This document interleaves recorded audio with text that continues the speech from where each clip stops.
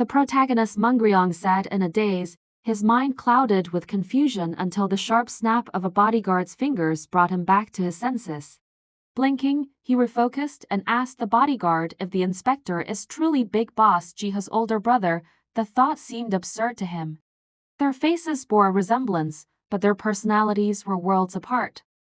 Mungryong found it impossible to believe they could come from the same stomach. The bodyguard asked how he knew they were born to different mothers. Mungryong suddenly realized. The bodyguard began explaining Jiha's father to marriages, the details tumbling out in quick succession. But just as he spoke, the second guard silenced him with a sharp smack, irritated by how easily Mungryong could lure them into his conversations. The interruption was brief, as the guard quickly informed him that the big boss was calling for him. Meanwhile, the inspector and Big Boss Jiha were seated facing each other. The inspector said he had fully expected that Jiha would have been the one to take Mungryong, given the connection between Mungryong's sister and their brother-in-law.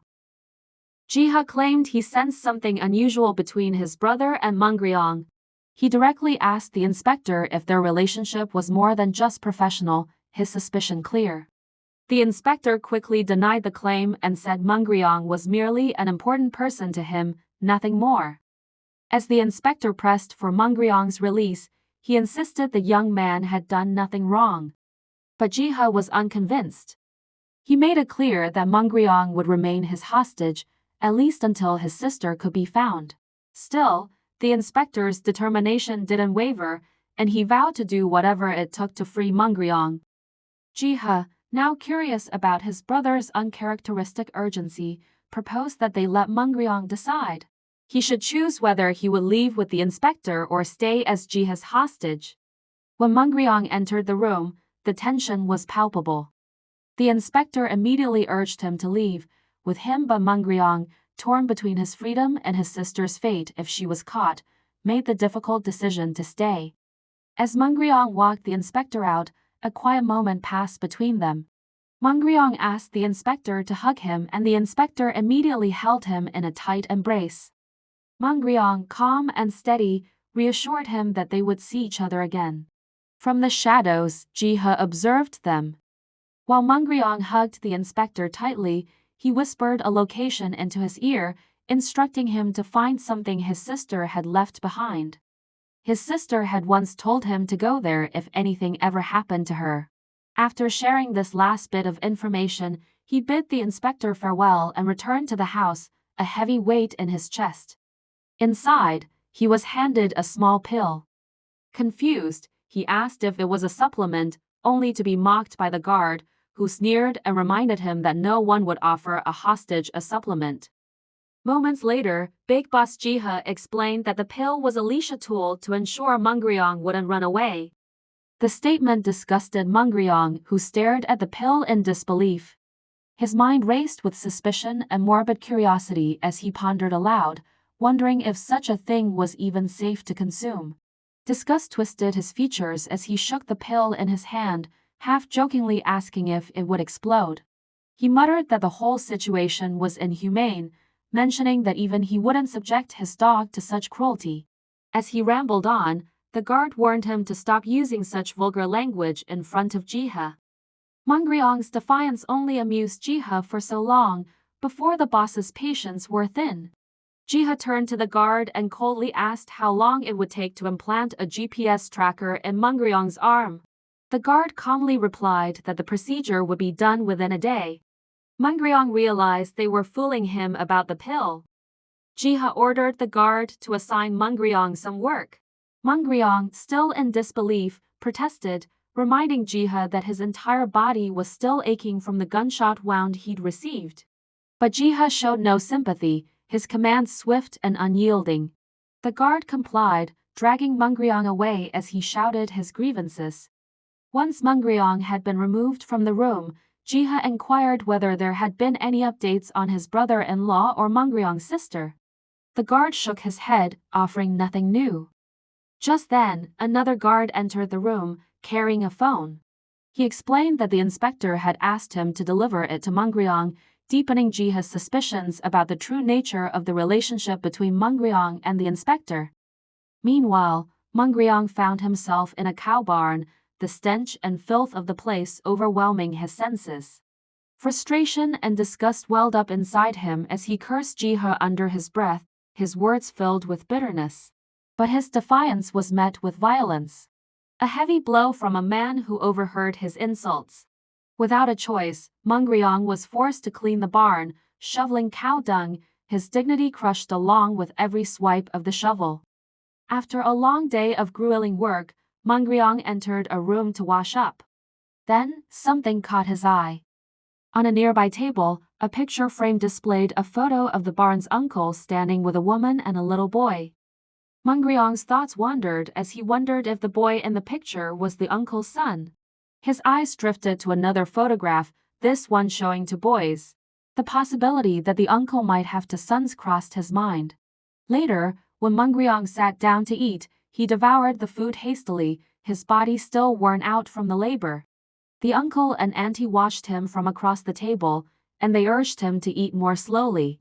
But Mungryong couldn't help but make a sarcastic remark about how anyone could eat calmly after being forced to do all that work.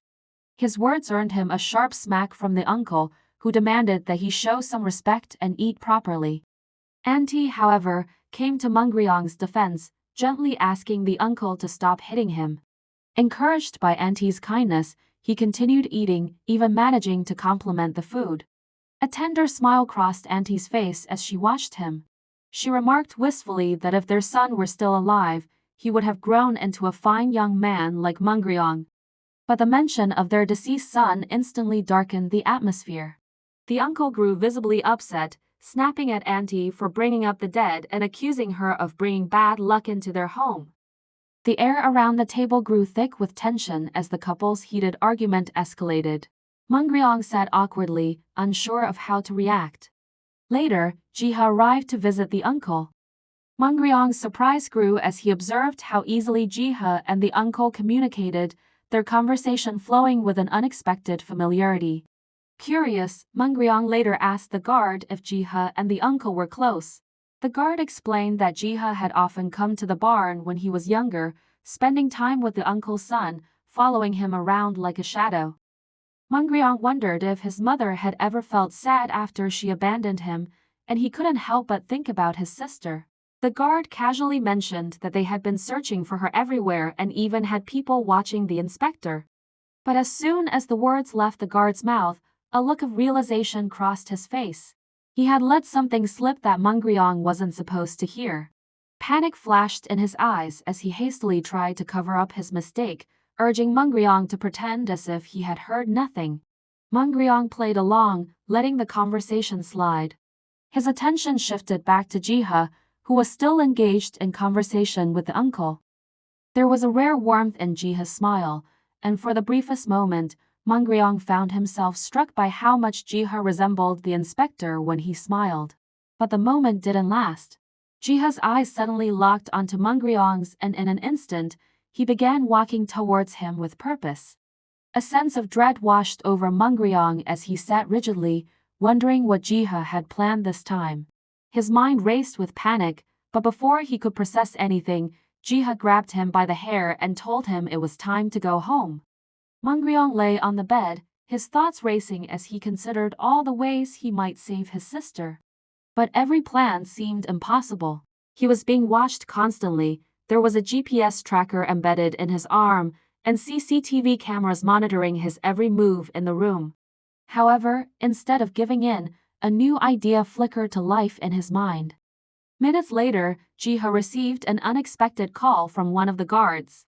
The guard informed him that Mungryong had started acting provocatively, making a display of his personal frustrations. Jiha calmly asked which CCTV number was focused on Mungryong's room. After getting the response, he dropped the phone and turned his attention to the screen, watching Mungryong's antics with a sharp eye. Without hesitation, Jiha gave his next order, instructing the guard to handle the situation and bring Mungryong to him immediately. It didn't take long before Mungryong was dragged into Jiha's presence and thrown to the floor in front of him.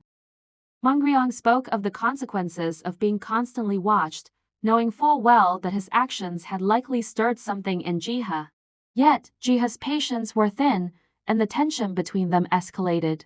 Jiha demanded to know Mungryong's real intentions for staying in this place, suspecting there was more to his actions than what he had claimed. Mungryong cheekily reminded Jiha of the obvious: he was there as a hostage. Jiha's frustration boiled over as he accused Mungryong of doing nothing but plotting to make his life miserable. Mungryong, smiling mischievously, acknowledged the truth in Jiha's words. Without warning, Mungryong reached out, gently touching Jiha's face, his fingers brushing against his cheek. He casually remarked how Jiha looked more striking with his hair down, even suggesting that there were some unexpected similarities between Jiha and the inspector. This was the final straw for Jiha. In a fit of anger, he grabbed Mungryong and forcefully pushed him onto the bed, pinning him down. Hovering over him, Jiha was furious, but Mungryong only chuckled. It amused him how easily he could provoke Jiha, and he relished in the tension. Mungryong, keeping his hand on Jiha's cheek, spoke calmly. He had no intention of stopping his game, fully committed to frustrating Jiha as long as he was treated like a prisoner. But Jiha was not going to let him have the last word. He pulled at the fabric of Mungryong's clothes, determined to teach him a lesson about control, and to show him what it truly meant to be treated with no regard.